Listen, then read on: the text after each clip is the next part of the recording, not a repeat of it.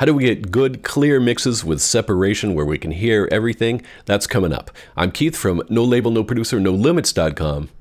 Let's dive right in.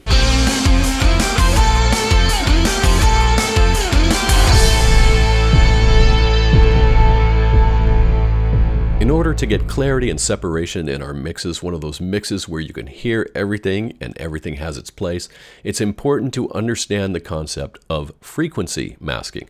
Frequency masking is just two instruments having a similar tone, typically coming from the same area of the stereo spectrum, and they make it hard to hear each other. It's like you're trying to see a red dot against a red background.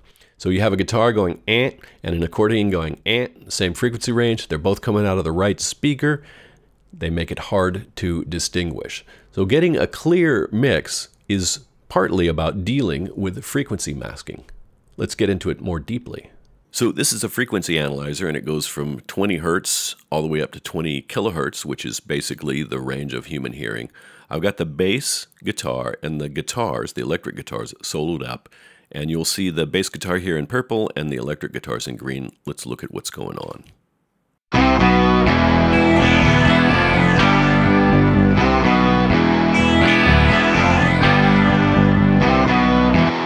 You can see the bass is more prominent here down around 40 hertz. Open E on a bass guitar would be, I believe, around 42 hertz.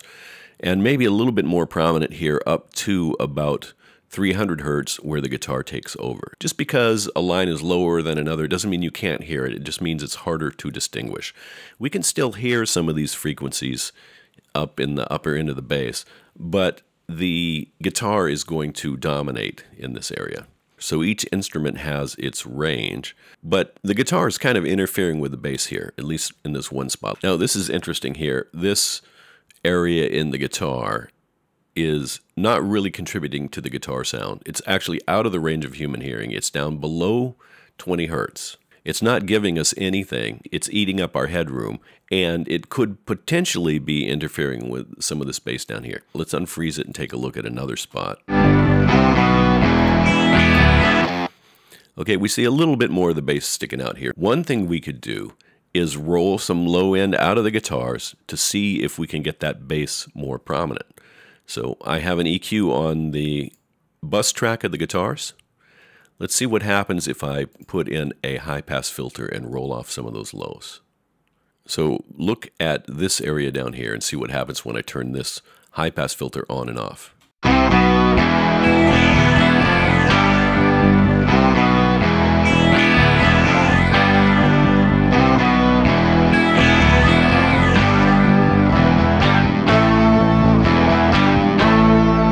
So that gives the bass a little bit more room, and I could take this frequency up and roll off more.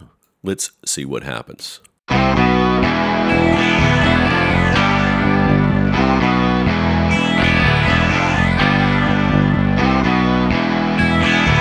We've definitely got more room for the bass. The bass is prevalent all the way up to about 400 hertz. Listen to the comparison with this EQ on and off. Listen to the bass.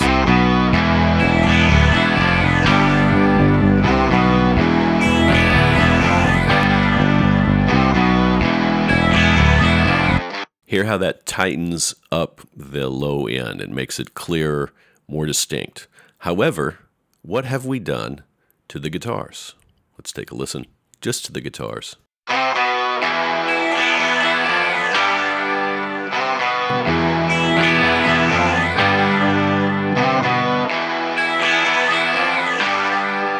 So we've taken a lot of the warmth and the body out of the guitars. So somewhere in here is probably a good compromise where we can still have warmth in the guitars and clarity in the bass.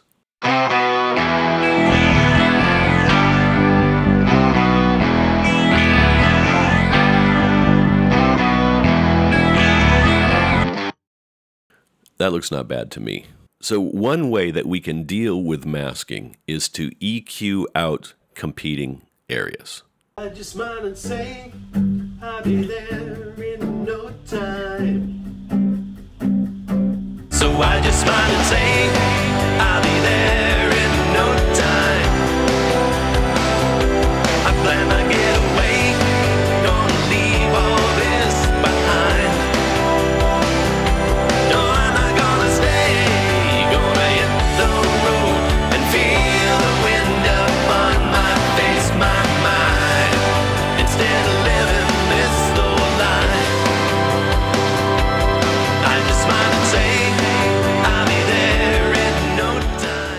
home recording in the comments to get more information on the home recording mentorship program.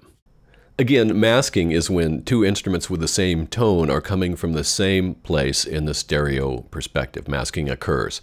So one thing that we can do is we can pan the instruments away from each other. If we have guitars that sound the same, we can put one in the right speaker and one in the left speaker. Now, in terms of mixing, let's say, a rock band or a pop song, typically the kick drum, the bass guitar, the snare, and the lead vocal get panned to the center, and most everything else, to one degree or another, gets panned to the sides. So look at how that works. Kick, bass, snare, and vocals, they all stack up on top of each other frequency-wise, so there shouldn't be too much masking going on in that center channel. Now, on the sides, we don't usually have as much low information, so you might start with the mid-range, have the guitars, and then maybe some keyboards and some cymbals happening in the sides, so those are also stacked up frequency-wise. And if there's not much masking going on, we can have a nice clear mix. If there is masking, maybe we can pan elements to the opposite sides, similar sounding elements to the opposite sides, or do something with EQ.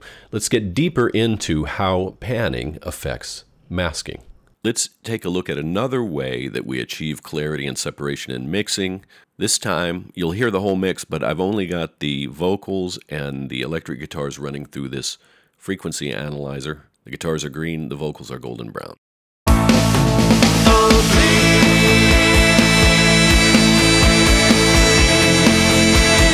you won't find salvation on your knees. The world is watching now, and we know. Now you can see here that sometimes the vocals are prominent. We get a lot of vocal energy from 1K to maybe 4K, and then up here above about 5K, this is harmonics. This is not the notes. This is higher than the highest note on a piano. It's higher than any note I'm singing. It's all harmonics. But in terms of hearing the actual notes, the 2 to 4K range might be pretty important. And yet the guitar is pretty hot. Sometimes the vocal is hotter, sometimes it's not. Like right here, the vocals are lower in level. They stick out a little bit up here. But why are we still able to hear them? And the answer is panning. If I go to my master track here, I have a plugin called M-Stereoscope. And we can listen to the mid channel and to the sides. So the mid channel is everything that's panned straight up. And these vocals are panned straight up. The side channel will show us what's different. In other words, anything that's not panned straight up in the center will show up at least to some extent in the side channels. So I have the guitars panned to a large extent left and right, and the vocals up in the middle. So listen to how much vocal you hear if we're listening to the side channel.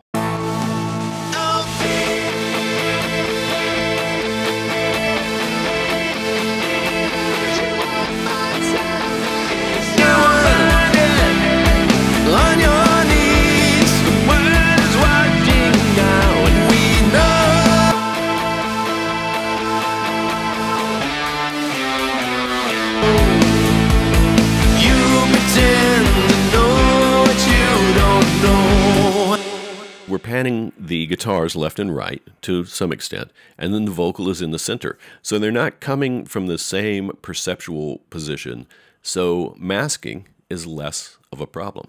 Another way to get clarity and separation in mixing is to use what's called sidechaining, which is essentially turning one instrument down when another one plays, usually with a compressor. Sidechaining isn't always practical, but in the case of a bass guitar and a kick drum, it often is, because the bass, for instance, like in this bridge, is playing constantly. There's a constant low note.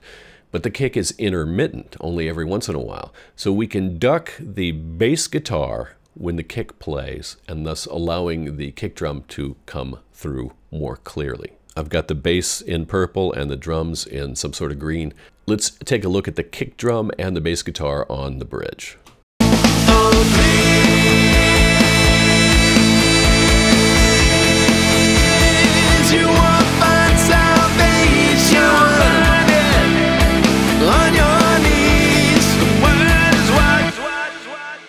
So you can see now the fundamental of the kick is a little bit higher. It's around 55 hertz or so, and the bass guitar, a low E on the bass, is about 45 hertz. But there is some overlap here. We can hear the kick, but what about the power in the kick? Now what I've done is set up a sidechain with a dynamic EQ.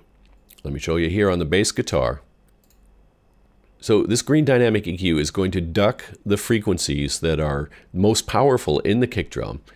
It's going to duck those frequencies in the bass to allow the heft of the kick drum to cut through better. So listen to the sound of the kick drum, and you might need some larger speakers to hear this, as this green dynamic EQ goes on and off. I'll use the bypass over here.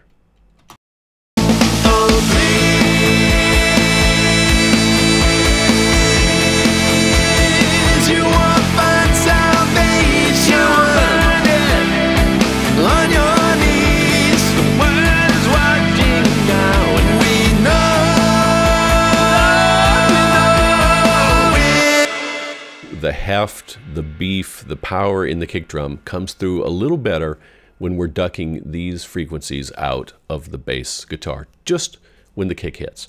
And if you want a full video on that, I'll link to it up above. Something that I think doesn't get talked about enough is the role of arrangement in terms of clarity of your mixes. And what I mean by that is this. In the studio, it's good to think about what role an instrument is going to play in terms of frequencies. Let's suppose you have two rhythm guitars and they're panned out left and right, and then you have a keyboard idea and you're playing it, and you recognize that the guitars and the keyboards are in the same frequency area. Well, you can do some of the things that we've talked about, but maybe it's easier to transpose the keyboards up an octave, or at least go up in voicing, or change the patch so that the keyboards stack on top of the guitars. And that is much easier to deal with in the mixing scenario than to try to deal with fighting instruments in the same frequency range. That's the role that arrangement plays. The fastest way to get better at your home recordings is to have a mentor. I have a program, the Home Recording Mentorship Program. There's a link below the video. Check it out. As always, if you found this information valuable, like, subscribe, share, and comment, or face the consequences. For now, I'm Keith from No Label, No Producer, No Limits.com. Bye-bye.